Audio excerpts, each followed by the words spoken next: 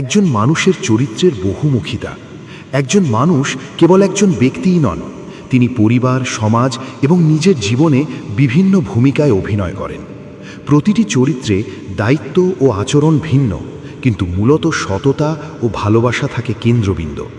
স্বামী হিসেবে স্ত্রীকে ভালোবাসা ও সম্মান দেওয়া, সুখ দুঃখে পাশে থাকা, সংসারকে শান্তিপূর্ণ ও সমৃদ্ধ রাখা।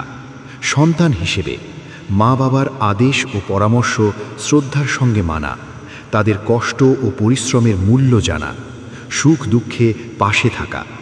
সামাজিকভাবে সমাজের নিয়ম ও ন্যায় মানা, অন্যকে সাহায্য করা ও ভালো ব্যবহার করা, সত্যনিষ্ঠ ও দায়িত্বশীল হওয়া।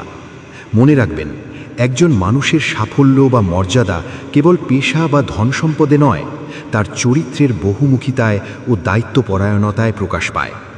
চরিত্রের প্রতিটি রং যত নিখুঁত, মানুষ তত পূর্ণতা পায়।